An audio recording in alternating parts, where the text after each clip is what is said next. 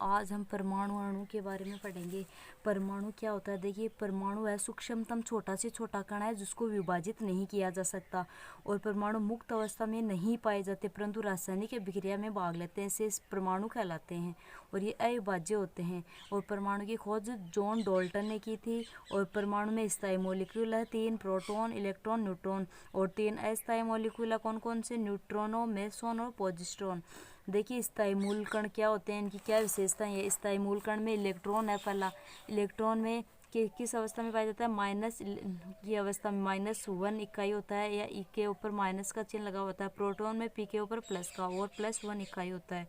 Electron में आवेश का मान होता है एक माइनस का लगा होता है 1.6 × 10⁻⁻19 कूलाम।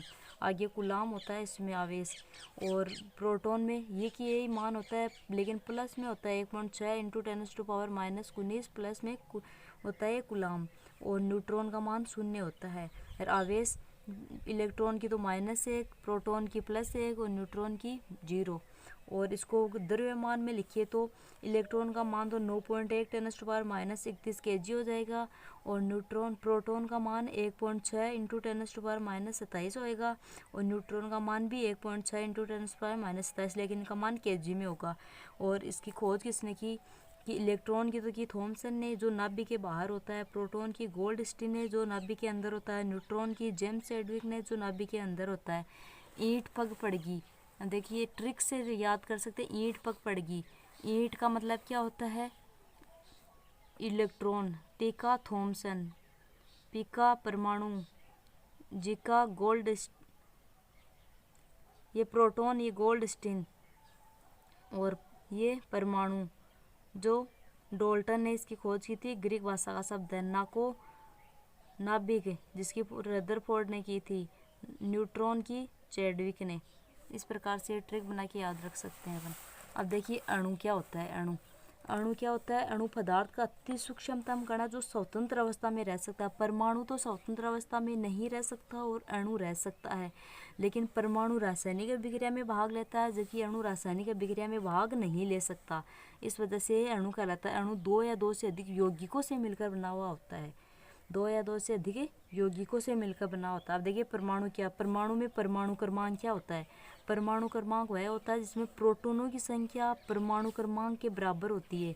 कि प्रोटॉनों की संख्या किसके बराबर होती है? परमाणु क्रमांक के बराबर। देखिए परमाणु क्रमांक क्या होता है? प्रोटॉनों की संख्या बराबर है इलेक्ट्रॉनों की संख्या, जो उदासीन परमाणु में होते हैं, ये परमाणु क्रमांक है। और द्रव्यमान संख्या क्या होती है? परमाणु क्रमांक याद रख लेना, न्यूमेरिकल में काम में आता है। परमाणु क्रमांक, ये परमाणु कौन सा है? कि इलेक्ट्रॉनों की संख्या, प्रोटॉनों की संख्या होती है ना, वही परमाणु क्रमांक होती है।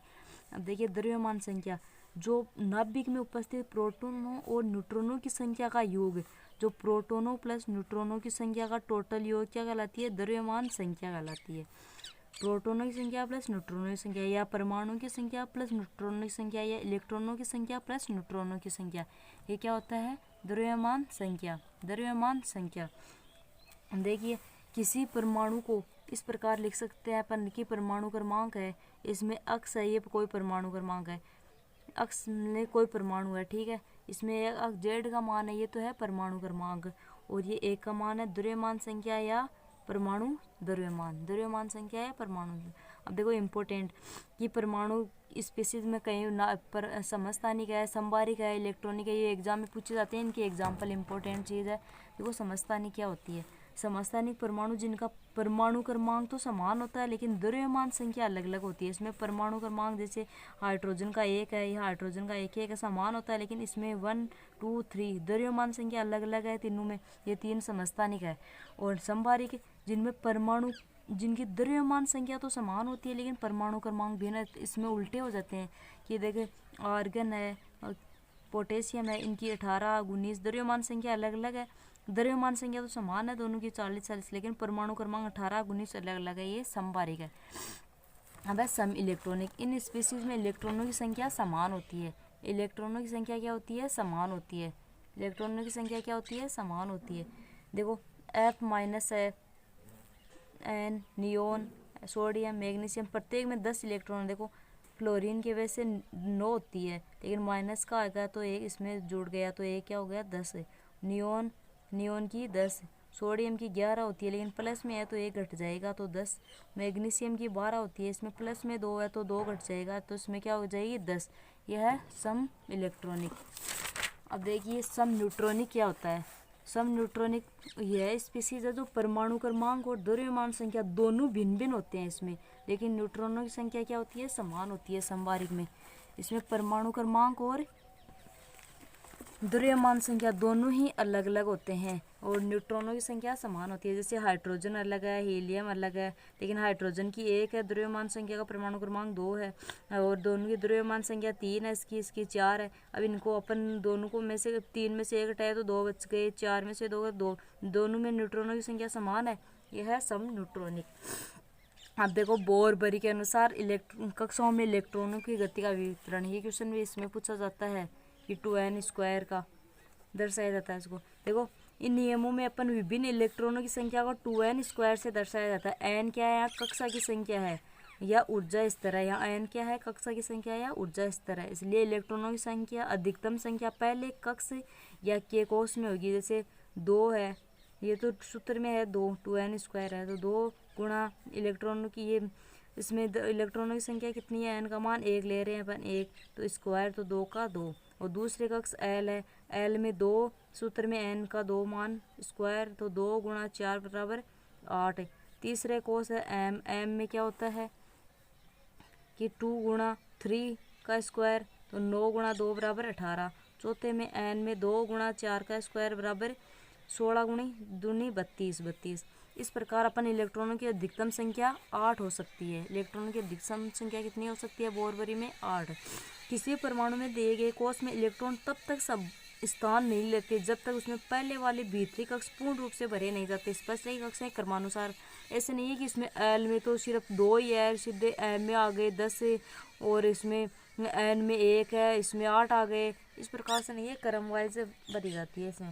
देखो कक्षकों में इलेक्ट्रॉन बढ़ने का नियम, अब देखो ये इम्पोर्टेंट है, सेकंड ग्रेड के लिए भी इम्पोर्टेंट है ये ओम-बाउ सिद्धांत। देखो ओम-बाउ सिद्धांत क्या होता है, इस सिद्धांत में कक्षाओं में इलेक्ट्रॉन ऊर्जा के बढ़ते क्रम में भरे जाते हैं। इसमें ऊर्जाओं के बढ़ते क्रम में भरे जाते हैं, ऐसे नहीं हो पहले 2s आ गया फिर सीधे ही 1s आ गया, ऐसे नहीं है, बढ़ते हुए क्रम में बढ़े जाते हैं। और इसका सूत्र का ऊर्जा का निर्धारण n+1 मान से करते हैं, n+1 मान से करते हैं। याद रखना n+1 का मान कम हो तो ऊर्जा भी कम होगी, और यदि 2 या 2 से अधिक कक्षकों में इनका मान दोनों का समान है तब नया इलेक्ट्रॉन पहले कक्ष में प्रवेश करता है, n का मान निम्नतम होता है। और कक्षों का ऊर्जा का आरोही क्रम देखिए बढ़ते हुए क्रम में कि 1s है, फिर 2s है, फिर 2p, 1s 2s 2p 3s 3p 4s 3d 4p 5s 4d 5p 6s। इस प्रकार ऊर्जा के बढ़ते हुए क्रम में भरे जाते हैं आरोही क्रम में। देखो 2s 3s 4s 5s 6s 7s 2p 3p 7 4p 5p 6p 7p। और देखो इसमें बीच में 3s 3p के बीच में 3d 4s 4p के 4d 5p s 5p के बीच में 4f 5d 6s 6p। इस प्रकार बीच में ये इस प्रकार आरोही क्रम में भरे जा रहे हैं। अब देखिए पहला तो ओम-बाउ का सिद्धांत हो गया कक्षों में बढ़ने का। दूसरा कौन सा सिद्धांत है, पाउली अपवर्जन का सिद्धांत। पाउली अपवर्जन का सिद्धांत, पाउली अपवर्जन का सिद्धांत। देखो किन्हीं 2 इलेक्ट्रॉनों के चारों क्वांटम संख्याओं का मान एक समान नहीं होता। 2 इलेक्ट्रॉन इनकी चारों क्वांटम संख्याओं का मान एक समान नहीं होता, अलग अलग होता है चारों का। देखो एक कक्ष में अधिकतम विपरीत चक्रण वाले 2 इलेक्ट्रॉन भरे जाते हैं। देखो वो एक कक्ष है, इसमें 2 विपरीत चक्रण वाले 2 इलेक्ट्रॉन भरे जाते हैं। विभिन्न उपकोशों में अधिकतम संभव इलेक्ट्रॉनों की संख्या देखो s है, s में 2 हो गए, p में 6, d में 10 और f में 14। देखो s इसमें 2 हो गए, विपरीत चिन्ह में इसमें 3 है तो विपरीत करके इसमें 6 हो गई, और इसमें d में 5 होते हैं अष्टक तो 5 में 2 2 करने पर 10 हो गई। इस प्रकार f में 7 है, 7 में 2 2 14 हो गई। फिर तीसरा है हुंड का अधिकतम बहुलता का नियम। हुंड का अधिकतम बहुलता का नियम, तो समप्रंश कक्षकों में विभिन्न कक्षक प्रारंभ में एक इलेक्ट्रॉन द्वारा भरा जाएगा, उसके पश्चात इलेक्ट्रॉनों का युग्मक प्रारंभ होगा। देखो हुंड के नियम के अनुसार पहले 1 कार्बन है इसका 1s2 2s2 फिर 2px1 2py1, और हुंड के नियम का उल्लंघन कर रहा है ये 1s 2s 2px2, ऐसा नहीं होगा। अब पहले 2px होगा 1, 2py होगा 1, फिर 2pz होगा। इस वजह से इस प्रकार क्रमवार से रह जाएंगे। ऐसे नहीं सीधे अक्ष का मान पे 2 लगा दिए, तीनों अक्ष y z p में 3 होते हैं तो तीनों को अलग अलग लिखा जाएगा। अब देखो रासायनिक अभिक्रिया, पदार्थ की रासायनिक अभिक्रिया। रासायनिक अभिक्रियाओं के प्रकार संयोजन अभिक्रिया। देखो संयोजन अभिक्रिया सबसे ईजी है, जो 2 या 2 से अधिक अभिकारक मिलकर एक उत्पाद का निर्माण करते हैं संयोजन अभिक्रिया कहलाते हैं।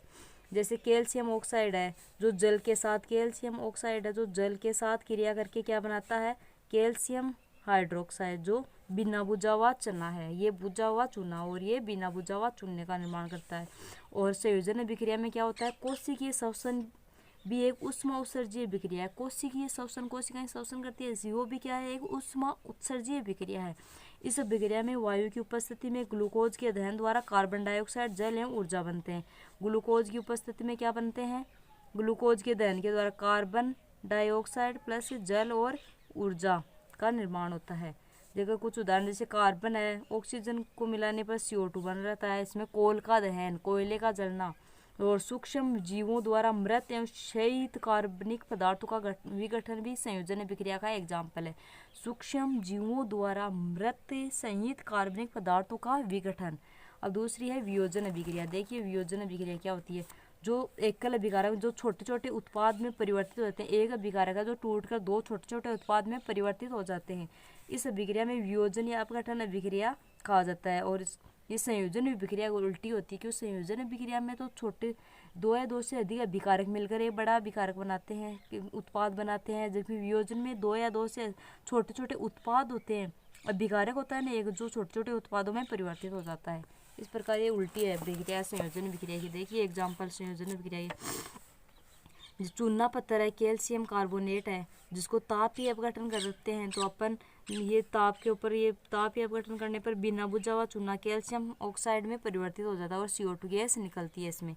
और मरकरी ऑक्साइड है SgO, जिसको भी ताप के ऊपर गर्म करते हैं तो मरकरी और ऑक्सीजन अलग अलग हो जाते हैं। जल है, जल में हाइड्रोजन ऑक्सीजन अलग अलग हो जाता है। सोडियम कार्बोनेट है, जिसमें सोडियम ऑक्साइड अलग हो जाता है, कार्बन डाइऑक्साइड अलग हो जाता है।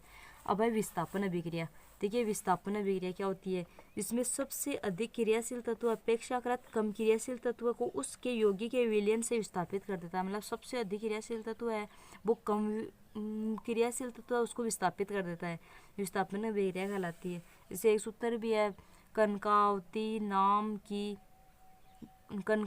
की कोई बीनी अपनी सास से अंगूठी मांगती है और फिर कॉपर चांदी औरम इस प्रकार से पहनती है। इस प्रकार ये मतलब क्रम वाइज से बढ़ते हुए क्रम में तत्व क्रियाशील तत्व है। जैसे फेरस है, फेरस को कॉपर सल्फेट के साथ मिलाते हैं तो फेरस सल्फेट जो आयरन सल्फेट है उसमें अलग परिवर्तित हो जाता है, कॉपर अलग निकल जाता है, क्योंकि ये सल्फेट है, फेरस है, ये अधिक क्रियाशील तत्व है। जो अधिक क्रियाशील तत्व कम क्रियाशील तत्व को उसके यौगिक के जलीय विलयन से विस्थापित कर देता है। अधिक क्रियाशील है फेरस कॉपर से, जो कॉपर बाद में आता है, फेरस पहले आता है, तो ये सल्फेट फेरस के साथ जुड़ जाएगा तो आयरन सल्फेट और कॉपर अलग विस्थापित हो जाएगा। इस अभिक्रिया में लोहे जिसे आयरन बोलते हैं ने दूसरे कॉपर को कॉपर सल्फेट के विलयन से विस्थापित किया है, क्योंकि ये आयरन है, ये अधिक क्रियाशील तत्व है। देखो कुछ अन्य एग्जाम्पल देखिए इसके, मैग्नीशियम है जो हाइड्रोक्लोरिक अम्ल के साथ मिलाते हैं तो मैग्नीशियम क्लोराइड अलग निकल जाएगा और हाइड्रोजन अलग निकल जाएगा। PbCu लेड है, CuCl2 के साथ मिलाते हैं तो ये लेड क्लोरीन के साथ विस्थापित हो जाता है, क्योंकि लेड कॉपर से अधिक क्रियाशील है और कॉपर अलग निकल जाता है। जिंक को कॉपर सल्फेट के साथ मिलाते हैं तो जिंक अधिक क्रियाशील है कॉपर से, तो जिंक कॉपर सल्फेट के साथ मिल जाता है और कॉपर अलग निकल जाता है। इस प्रकार से ये विस्थापन अभिक्रिया। अब देखिए द्विविस्थापन अभिक्रिया क्या होती है। द्विविस्थापन अभिक्रिया क्या होती है, वह रासायनिक अभिक्रिया जिसमें अभिकारकों के बीच आयनों का आदान प्रदान होता है। द्विविस्थापन में क्या होता है, आयनों का आदान प्रदान होता है। जैसे सोडियम सल्फेट है जो बेरियम क्लोराइड के साथ मिलाते हैं तो बेरियम सल्फेट अलग निकल जाएगा और सोडियम क्लोराइड अलग। उपरोक्त अभिक्रिया में बेरियम सल्फेट का अवक्षेपण हो रहा था, इसलिए अपन द्विविस्थापन अभिक्रिया को अवक्षेपण अभिक्रिया भी कहते हैं। ये इंपॉर्टेंट है, अवक्षेपण अभिक्रिया। फेरस सल्फर 2HCl के साथ तो फेरस क्लोरीन और 2H अलग हो गया। इस प्रकार से ये एग्जाम्पल है। देखो बेरियम क्लोराइड में कॉपर सल्फेट के साथ मिलाते हैं तो बेरियम सल्फेट सफ़ेद अवक्षेप निकल जाएगा, और ये इसके साथ, और AgNO3 NaCl के साथ मिलाते हैं तो AgNaCl सफ़ेद अवक्षेप बन जाएगा, और NaNO3 सोडियम नाइट्रेट ये अलग निकल जाएगा। अब है उपचयन या अपचयन अभिक्रिया। उपचयन या अपचयन अभिक्रिया, इसका भी क्वेश्चन पूछा जाता है हर एग्जाम में, कंपटीशन में। वह रासायनिक अभिक्रिया जिसमें एक अभिकारक उपचयित तथा दूसरा अभिकारक अपचयित होता है। एक तो क्या होता है, उपचयित होता है एक अभिकारक, और दूसरा क्या होता है, अपचयित होता है। उपचयन अपचयन अभिक्रिया या रेडोक्स अभिक्रिया कहलाती है। अब देखो ये क्वेश्चन पूछा जाता है, उपचयन अपचयन अभिक्रिया का अन्य नाम क्या है, रेडोक्स अभिक्रिया। और इसमें क्या होता है, एक अभिकारक तो अपचयित होता है और एक तो उपचयित होता है, दूसरा अपचयित होता है। जैसे कॉपर ऑक्साइड है, इसको H2 के साथ मिलाते हैं तो कॉपर और H2, कॉपर अलग निकल जाता है और H2 के साथ। अब देखिए कॉपर है, कॉपर ये अपचयन हो रहा है कॉपर का, वो अपचयन का मतलब ऑक्सीजन का निकलना, ऑक्सीजन निकल रहा है, इसका अपचयन हो रहा है तो कॉपर अलग गया। और H2 में ये ऑक्सीजन जुड़ गया, इसका उपचयन हो रहा है, मतलब ऑक्सीजन का जुड़ना, हाइड्रोजन का निकल, ये उपचयन। उपरोक्त अभिक्रिया में कॉपर ऑक्साइड में ऑक्सीजन का ह्रास हो रहा है, मतलब कॉपर ऑक्साइड है, इसमें ऑक्सीजन न का ह्रास हो रहा है, हानि हो रही है, तो इसलिए अपचयित हुआ है, और कॉपर अलग हो गया, और हाइड्रोजन में ऑक्सीजन की वृद्धि हो रही है तो ये उपचयित हुआ है। इस प्रकार से ये सारी रासायनिक अभिक्रियाएं। अब देखिए कोई मिश्र धातु है, ये क्वेश्चन पूछा जाता है एक मिश्र धातु का।